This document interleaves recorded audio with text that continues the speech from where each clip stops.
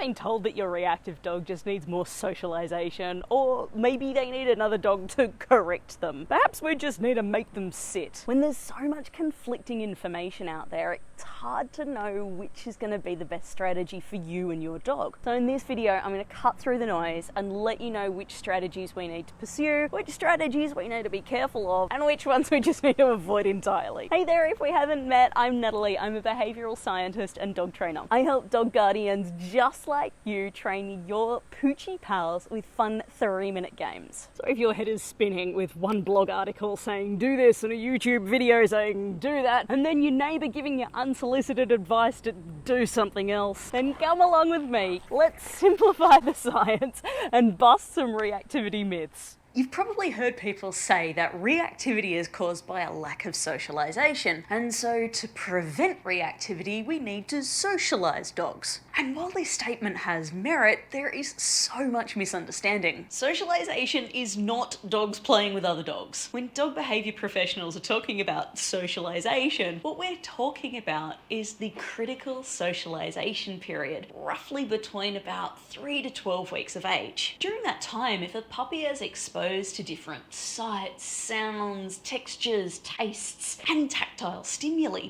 then so long as the puppy is aware of it, but they don't have a strong emotional response one way or another, they're more likely to be tolerant of those types of stimuli when they grow up. Good socialization exposure happens when the puppy is aware of the thing, but they just brush it off as unimportant. After the age of about 12 weeks, puppies tend to have a much lower threshold for weirdness. So where an 8-week-old puppy may have no problems walking across a piece of checker plate, that exact same puppy at 20 weeks might find that situation unnerving or even scary. What's more, if we push that puppy into situations they're uncomfortable with, not only can it erode their trust in us, it can, and often does, make them more fearful in the future. They learn that there's lots of scary things out in the world, and they get lots of practice at doing all those behaviours that we tend not to like. And of course, if Papa's instead practicing that, oh my gosh, the world is amazing, then nervous system gets lots and lots of practice at creating a disproportionate response to everyday events. That's a big burden for a dog's stress system. And actually, the research demonstrates that these OTT puppies are just as likely to end up with reactivity issues as fearful puppies. For better or for worse, practice makes perfect. So what we're aiming for is a response that's proportionate to the situation. If you've not seen your best friend in ages, then of course you're going to be excited, but you shouldn't have that exact same high level of response to every single member of your species that you see. So does my reactive dog need more socialization? Probably not. That ship's probably sailed. But what should we do instead? In order for our dogs to behave appropriately in front of their triggers, they must first be calm and responsive just in the general environment. I outlined some really simple games that you can play with your dog to help them calm down, make sure their brain is in their skull, and make sure that they're nice and responsive. You can have a look at them here. Now, to avoid flooding our dog, just throwing them in the deep end and hoping they're gonna go okay, we're gonna train for the situation, not in the situation. This can be a weird concept for people to get their heads around, so let me put it like this. It would be unfair for someone to try to teach me how to be a plumber by sticking me in a client's house, then breaking a pipe so I get covered in then just hoping I work it out on my own, or start yelling or hurting me. A much more effective strategy is to teach me the plumbing skills that I'll need before I'm ever faced with a crisis situation. What skills do I need to have mastered to make sure that me and the client's house aren't going to get covered in the first place? Teach me what I'm supposed to do before I go out in the big wide world. For our dogs, we're going to teach them skills like remaining calm in the face of weird or exciting things, and walking away from things that are exciting or scary. If my dog can't do the basics in a controlled environment, then they sure as shit won't be able to do that in the face of the triggers. Train for the situation, not in the situation. Myth 2, you need to correct your dog when they react because they need to know it's wrong. Please know that there is no judgment here.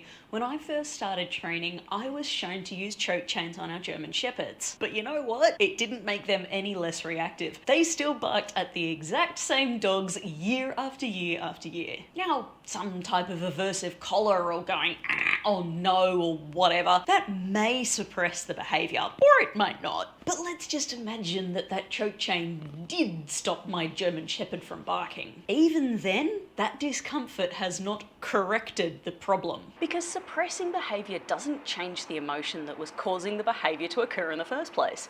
In fact, if a dog's barking because their brain is predicting that something bad might happen, and then they feel discomfort, we've just confirmed to their brain that their prediction was 100% right. This situation is threatening.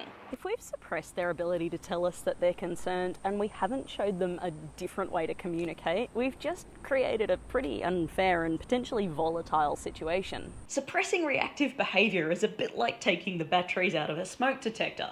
We may have stopped the annoying thing, but now we have no idea if there's an emotional fire going on inside, or if something's about to explode. So the verdict on this myth? Nope, I do not need to correct my dog. So what should I do? Address the cause. Don't just suppress the symptom. Just like we spoke about with myth number 1, we need to teach our dogs what to do away from the situation. Your training games must be fluent at home before you even think about taking them on the road. And when we do reintroduce them to the situation, we want to increase the challenge gradually. Just because your dog can do things perfectly in your kitchen does not mean that they're going to have the same response when there's a dog across the street. If you'd like to learn how to develop a training plan that is just at the right level of difficulty for your dog and you, then make sure you stick around to the end, because I've got an amazing freebie that you're going to want to get your hands on. Reactivity myth number 3. Make them sit. Just like our first myth, we need to unpack this a little bit more. It's great that we're thinking in terms of what do we want to see. That is fabulous. Click, treat. But the devil is in the detail. Firstly, I really hope that no one is making their dog sit by pushing their hand down on their rump or barking commands at them. But let's assume that we're not doing that. 2 reasons I really don't like teaching reactive dogs to sit are: 1, it's not at all functional. That is not how dogs interact with each other. So although we may have created a band-aid behaviour for our benefit, we're not actually building skills that our dogs can then transfer to have better conversations with their own species. And number 2, a static position can promote freezing. Freezing is where an animal is not in fight mode and they're not in flight mode. Instead, they're stuck in the middle in a pressure cooker. Most bites happen just after the dog was freezing. We do not want to encourage nervous, fearful, overexcited, or frustrated dogs to be freezing around their triggers. Instead, we want to encourage calm, smooth, fluid movement, a calm approach, and an effortless disengage. Now, if your dog does happen to react despite your best efforts, then your first priority is to get them away and get them calm. Your bailout strategy should be really well rehearsed. If you need a quick refresher, check out this video. Once we're away and our dog is calm, we then need to reassess our training plan. The aim is to always gradually increase the challenge so our dog is successful and they're not reacting. The fact that they did have a reactivity episode means that something went wrong. So it's important that we sit down, work out what went wrong and how we can prevent that in the future. Plan that strategically increases the challenge just at the right level so the situation is slowly getting more difficult, but they're still succeeding. That is the key to transformation. But it's also where most people go wrong. So if you want to learn the right way to work with your reactive dog, then join my free 3-day mini course, Roadmap to Success, delivered straight to your inbox. It'll help you map out your dog's education journey so you can ensure that you're working just at the right level for them. We're not avoiding the world from now until forever, but equally, we're not gonna throw them in the deep end and just hope they'll swim. We're gonna be strategic. We're also gonna make sure that our training plan fits with our everyday life. The best training plan is just a sandcastle blueprint if it's not actually actionable. We gotta find a way to make this work for both of us. As a special bonus for signing up, you'll also get a workbook to download and keep. Use it to nut out your goals and work out exactly how you're going to get from where you are to where you want to be. I'm going to be right there with you. You can ask questions in the Canine Concepts community group. We'll do live Q&As. You can do this. There's a link to the waiting list in the description below. Make sure you go check it out. So now you know that the best way to help your reactive dog is to prepare them for the challenges that they're going to face. You're going to grow those challenges bit by bit so you're both succeeding. And if things do happen to go sideways, then just reset, regroup, And most importantly, reassess your training plan. I'm going to be helping you out with all of these things in Roadmap to Success, the free 3-day mini course. Follow the link to join the waiting list, and I'll talk to you soon.